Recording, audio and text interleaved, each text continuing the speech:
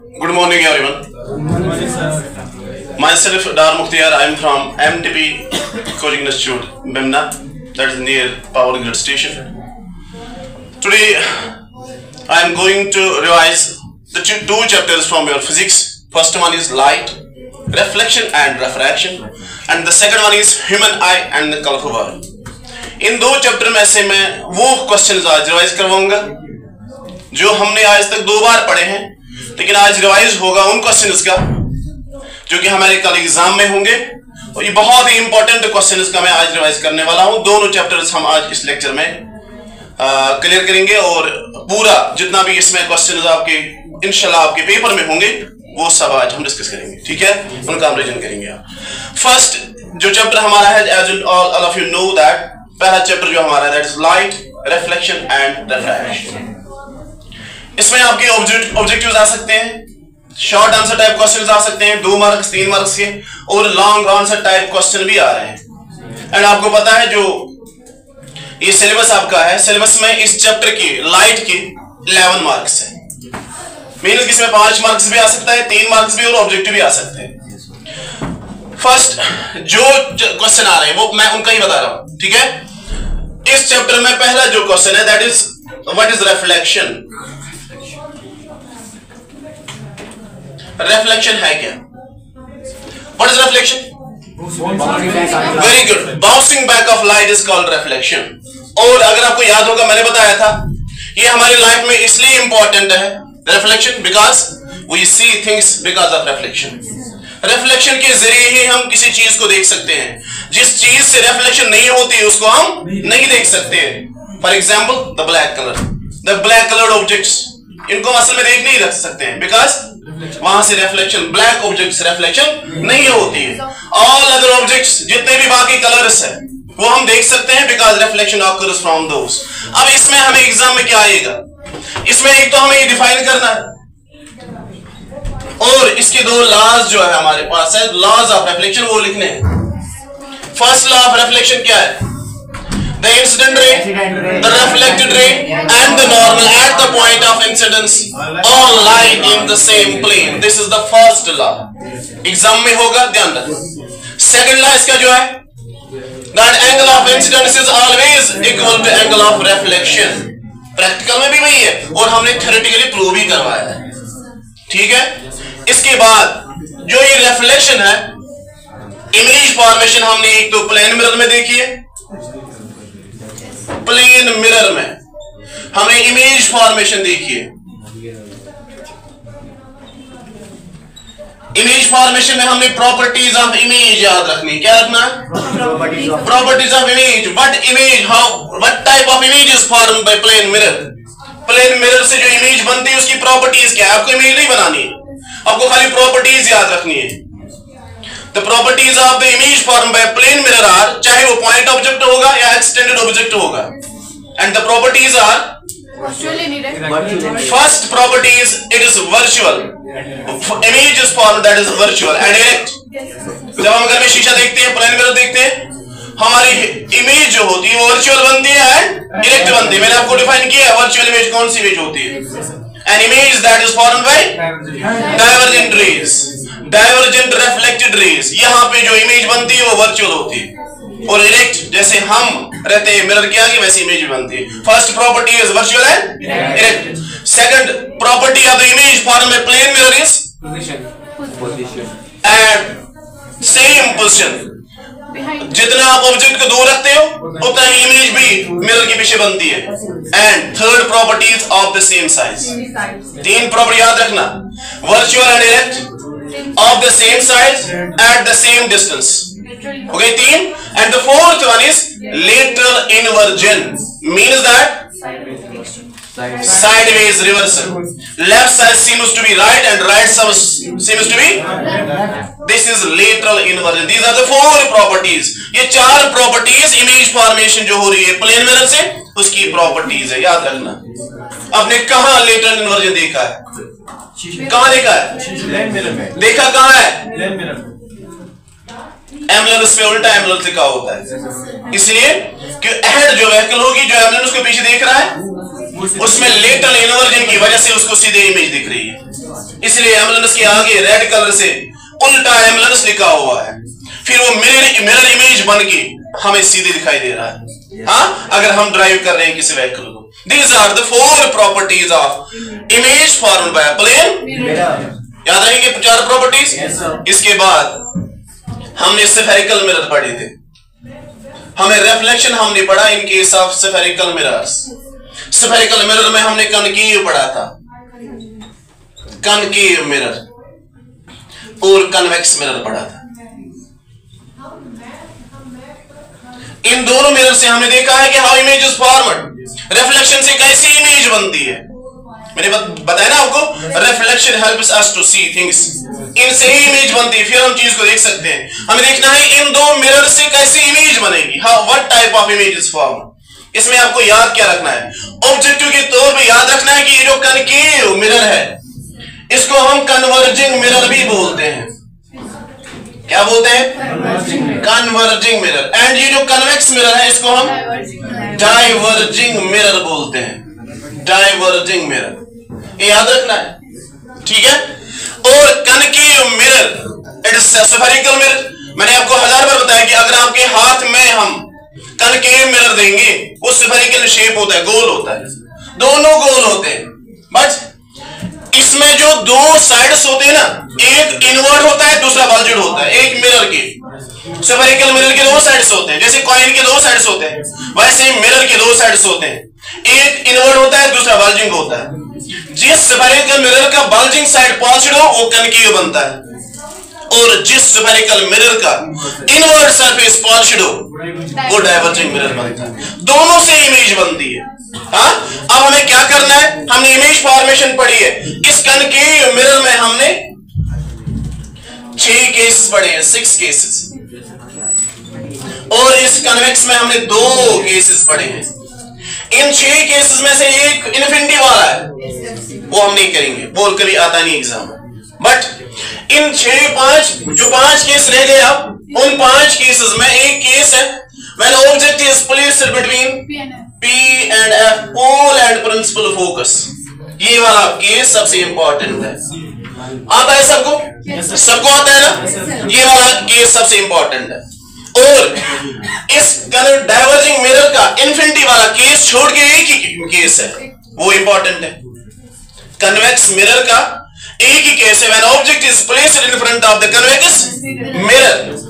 इनमें जो image formation है, अगर हम नेचर देखेंगे, दोनों में वर्चुअल एंड डायरेक्ट इमेज बनती है। क्या बनती है? बनाने की जरूरत है?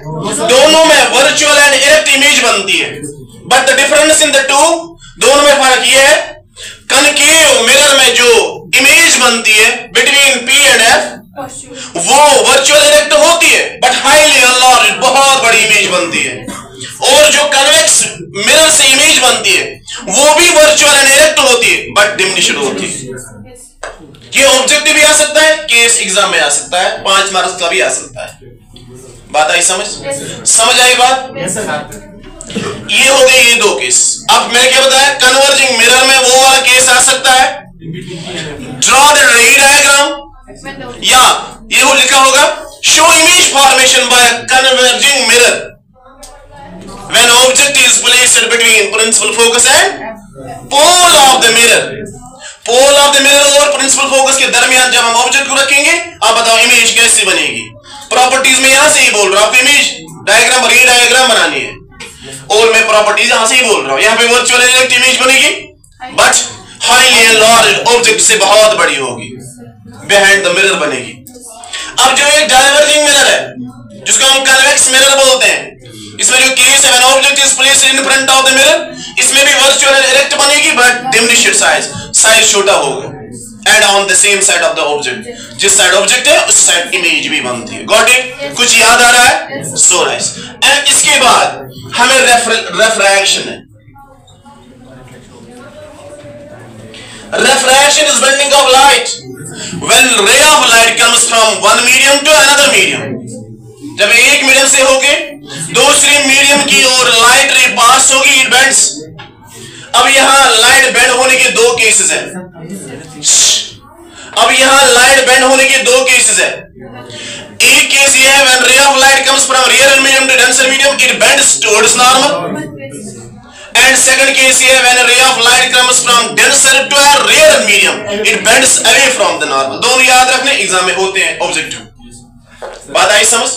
अब मैंने यहां बताया, हमने पढ़ा है रिफ्रैक्शन होती क्यों है। मैंने आपको बताया इसके लिए स्पीड ऑफ लाइट रेस्पॉन्सिबल है, क्योंकि डिफरेंट मीडियम्स में स्पीड ऑफ लाइट डिफर हो जाती है। जस्ट लाइक आपने पढ़ा है सबसे ज्यादा स्पीड ऑफ लाइट एयर में है as compare to water in glass. इसलिए जब लाइट एयर से होके either it travels through the water और थ्रू द गिलास, इसकी स्पीड जो है दैट डिक्रीज, वो कम हो जाती है। लाइट बेंड्स, अब लाइट बेंड क्यों होती है, इसके लिए मैंने आपको फॉर्मेट्स प्रिंसिपल दिखाया था। आपको उतना याद इसलिए रखना है कि कभी मत आप यह स्टेज पे आओगे पढ़ाने के, लेकिन एग्जाम पॉइंट ऑफ व्यू के लिए आपको केसेस दो याद रखने हैं। मैंने बताया था आपको कि फॉर्मेट्स प्रिंसिपल ये है, लाइट इज ऑलवेज इन हरी, ये इमरजेंसी में होती है, ये कम से कम वक्त गुजारना चाहती है मीडियम में, सो इट बेंड्स। इसके लिए इस रिफ्रैक्शन में दो लॉज हमें, फर्स्ट लॉ इंपॉर्टेंट नहीं है, सेकंड लॉ इंपॉर्टेंट है। सेकंड लॉ ऑफ रिफ्रैक्शन को हम सेकंड लॉ ऑफ रिफ्रैक्शन को हम स्नेलिस लॉ ऑफ रिफ्रैक्शन भी बोलते हैं। अब ये स्नेलिस लॉ ऑफ रिफ्रैक्शन है क्या? असल में हम किसी मीडियम का रिफ्रैक्टिव इंडेक्स निकालते हैं, इस लॉ से हम रिफ्रैक्टिव इंडेक्स निकालते हैं। What is refractive index? Refractive index हमें दिखाता है how much light bends on entering from one medium to, refractive index वही होता है जो हमें सेकंड लॉ दिखाता है, स्नेलिस लॉ ऑफ रिफ्रैक्शन दिखाता है। उस रिफ्रैक्टिव इंडेक्स को हम नीटा से डिनोट करते हैं, एंड इट इज इक्वल किसके बराबर होती है? Sine of angle i divided by sine of angle r. अब ये आई क्या है? Sin I is angle of incidence, sin R is angle of refraction that is formed between normal and refracted ray. मैंने बताया था या तो इस एंगल से निकाल सकते हैं और it can be calculated by speed of light in medium first divided by speed of light in medium second. This is how you can calculate refractive index. ठीक है? इसके बाद मैंने बताया था ज्यादातर एग्जामों में एब्सोल्यूट रिफ्रैक्टिव इंडेक्स होता है। Absolute refractive index is when you compare any medium with air, with vacuum. जब आप वैक्यूम के साथ किसी और मीडियम को कंपेयर करोगे, वहां पे जो आप रिफ्रैक्टिव इंडेक्स कैलकुलेट कर रहे हो, उस रिफ्रैक्टिव इंडेक्स को हम एब्सोल्यूट रिफ्रैक्टिव इंडेक्स बोलते हैं। और उसके लिए जो मैंने फार्मूला बताई थी, that is refractive index is equal to C divided by V। This is the formula. ये जो C है ना, it is speed of light in vacuum, that is round about 3 into 10 raised power 8 metre per second. ये आपको जुबानी याद रखना है। And V is the speed of light in another medium. जो पेयर ऑफ मीडिया है उनमें से जो दूसरा मीडियम होगा दैट इज V। इन दो को आप डिवाइड करके आप रिफ्रैक्टिव इंडेक्स निकाल सकते हो। Got it? This is second law of refraction. और इसको डिफाइन करना है, define second law of refraction. क्या लिखते हैं हम? It's the ratio of sine of angle of incidence and sine of angle of refraction is always constant for a given pair of media. एक given pair के लिए constant रहता है, वहां से हमें रिफ्रैक्टिव इंडेक्स निकल सकता है। This how you can calculate refractive index. अब इसमें न्यूमेरिकल आ सकती है। एक तो लॉ आपको लिखना है, इंपॉर्टेंट है। दूसरा इसमें न्यूमेरिकल आ सकती है, वो भी इंपॉर्टेंट है। आपकी टेक्स्ट बुक में न्यूमेरिकल दी गई है रिफ्रैक्टिव इंडेक्स पे। पेज नंबर मैंने बताया किस पेज पे है वो आप यहां से करोगे, ये फार्मूला यूज करके वो करोगे। ठीक है? अब इसमें हमें नीटा निकालना होगा। C तो हमें पता है, V दिया गया होगा, और जो आपकी टेक्स्ट बुक में न्यूमेरिकल है उसमें नीटा दिया गया है। उसमें एक मीडियम की स्पीड दी गई है, दूसरे मीडियम की निकालनी है। वहां पे आपको फार्मूला यूज करनी है, नीटा is equal to V1 divided by यहां पर। वहां आपकी बुक में नीटा दिया गया है, उसमें speed of the light in one medium दी गई है, आपको सेकंड मीडियम में निकालनी है, V2 उसमें निकालना है। कर सकते हो, इस्तेमाल कर सकते हो ना? Very good. इसके तरह आप रिफ्रैक्टिव इंडेक्स निकाल सकते हो। This is second law of refraction. और ये रिफ्रैक्शन हम आपको मैंने बताया हम ये लेंसेज में पढ़ते हैं। किसमें? कितने टाइप्स ऑफ लेंसेज हैं? There are two types of lenses, one is known as concave and second one is known as, very good.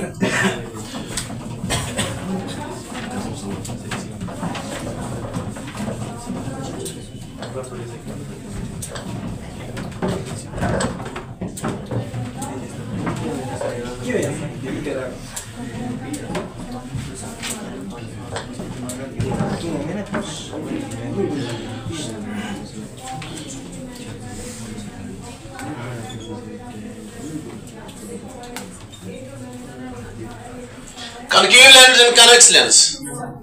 इसमें जो कनकेव लेंस है it is a diverging lens, याद रखना ये मिरर का उल्टा है। फिर convex lens is a converging lens, sorry it is a converging lens, converging lens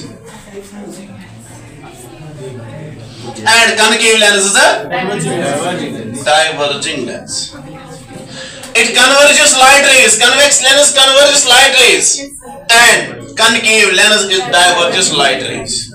अब इसमें एग्जाम में आ क्या सकता है? एग्जाम में क्या होगा?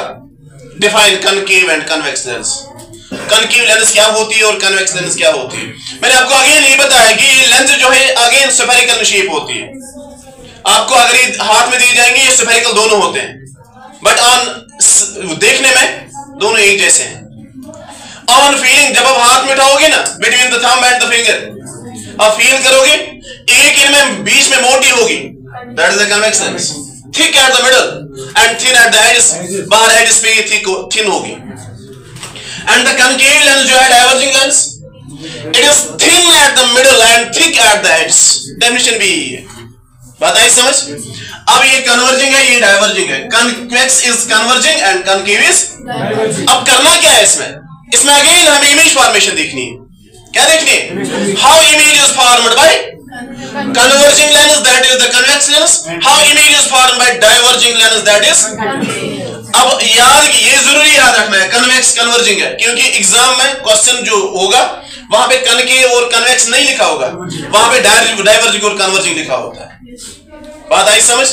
अब यहां पे हमें केसेस है, इसमें हमें फिर कन्वेक्स लेंस जो है इसमें हमें 6 केस है। उन 6 केस में एक केस है when object is placed between F and O.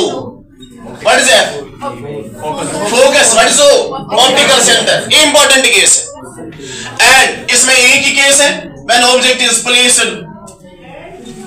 in front of lens. वो केस अब करो, दोनों इंपॉर्टेंट है। Between F and O important है and placed in front of the lens दोनों इंपॉर्टेंट है। आई बात समझ? अब इसमें हो क्या रहा है? हमने देखा है कन्वेक्स लेंस में जितनी इमेजेस बनती है ना वो रियल एंड इन्वर्टेड होती है। क्या होती है? खाली इस वाले केस में जो इमेज बनती है वो वर्चुअल एंड इरेक्ट होती है। वर्चुअल इरेक्ट एक केस। अब इसमें भी वर्चुअल एंड इरेक्ट बनती है, इसमें एक ही केस है वर्चुअल एंड इरेक्ट इमेज बनती है, दोनों में डिफरेंस अगेन वही है।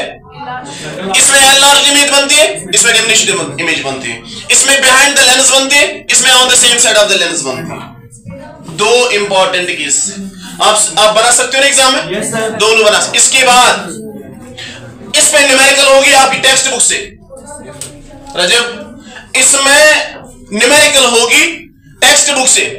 उसके लिए क्या करना है आपको? उसके लिए ये याद रखना है कि ये जो कन्वेक्स लेंस है इसकी फोकल लेंथ हमेशा पॉजिटिव होती है। क्या होती है? मैं यहां न्यूमेरिकल्स के लिए बोल रहा हूं, न्यूमेरिकल्स के लिए U is always negative whether it is convex lens or concave lens। दोनों लेंसेज के लिए U जो है वो क्या है? नेगेटिव है। और इसमें जो H1 है दैट इज ऑलवेज पॉजिटिव दोनों के लिए, चाहे कनकेव लेंस है या कन्वेक्स लेंस है। U is always negative, H1 is always positive। अब जो फोकल लेंथ है अगर ये कन्वेक्स लेंस होगा तो ये पॉजिटिव है, अगर ये कनकेव होगा देन इट इज नेगेटिव। समझा ये बात? Yes, sir. Yes, sir. इसके बाद हमें इमेज फॉर्मेशन निकालनी होगी, इसका पोजीशन कहाँ है इमेज की, and what is the height of the image form. उसके लिए हमें लेंस फार्मूलाज है। What is lens formula? 1 divided by f is equal to 1 divided by v minus 1 divided by u। Same, खाली फर्क mirrors और mirror formula और lens formula में है। मिरर फार्मूला बीच में प्लस है और यहाँ पे माइनस है। दोनों में ये चीज दोनों में नेगेटिव होती है, चाहे मिरर होगा लेंस होगी, u is always negative and h is always positive. वेग दिया गया होगा वहां से। And focal length convex lens के लिए मैं बोल रहा हूं इट इज पॉजिटिव, और कनकेव लेंस के लिए मैं बोल रहा हूं इट इज नेगेटिव। अब अगर फोकल लेंथ मिरर्स में होगी, कनकेव मिरर के लिए फोकल लेंथ नेगेटिव होती है और कन्वेक्स मिरर के लिए पॉजिटिव होती है। याद रहेगा, कनकेव मिरर के लिए फोकल लेंथ नेगेटिव होती है और कन्वेक्स के लिए पॉजिटिव होती है। इसके बाद हम V निकाल सकते हैं और H2 निकाल सकते हैं। बात समझ आ रही है?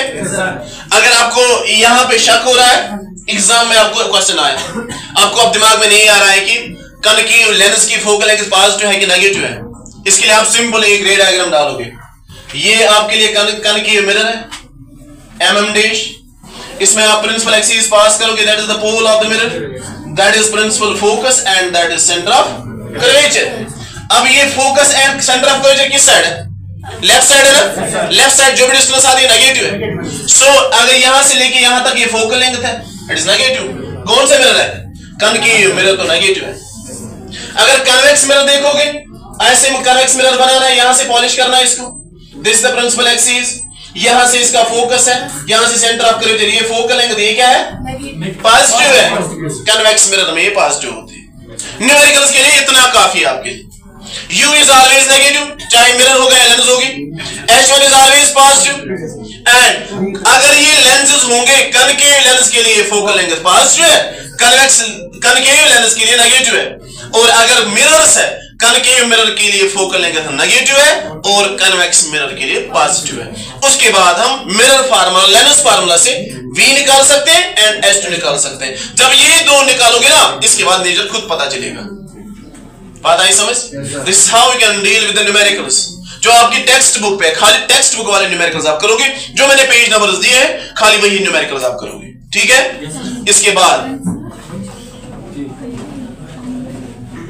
इसमें एक क्वेश्चन बचता है, that is power of lens. Power of lens, देखो बेटा, बस बात नहीं। Power of lens last question मैंने आपको बताया। Power of lens is the degree of convergence of light rays और डाइवर्जेंस ऑफ लाइट रेज। हमें पता है कन्वर्ज कौन करता है? कन्वेक्स लेंस कन्वर्ज करता है, उसको पावर ऑफ कन्वर्जेंस होगा, और कनकेव लेंस डाइवर्ज करते हैं, उसके पास पावर ऑफ डाइवर्जेंस होगा। उसी को हम पावर बोलते हैं। And this power it is denoted by P, ये हम P से डिनोट करते हैं।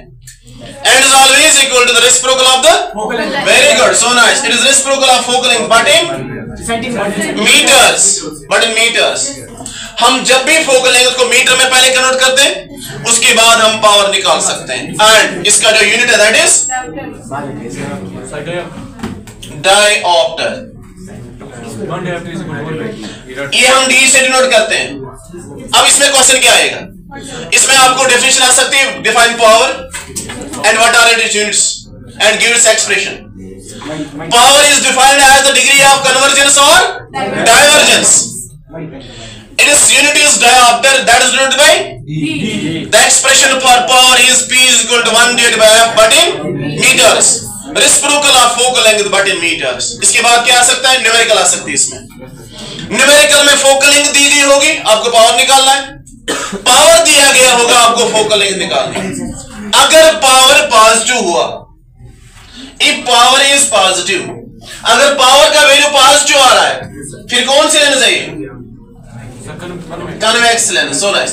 अगर पावर नेगेटिव है, कौन सी लेंस है? ये कनकेव लेंस है। इसमें या तो फोकल लेंथ दी गई होगी या पावर दिया गया होगा।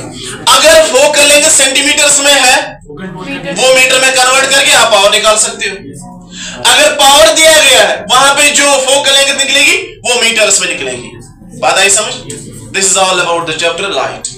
इतने ही क्वेश्चंस आप करोगे, इन क्वेश्चंस को आप प्रिपेयर करोगे एग्जाम के लिए। बात आई समझ?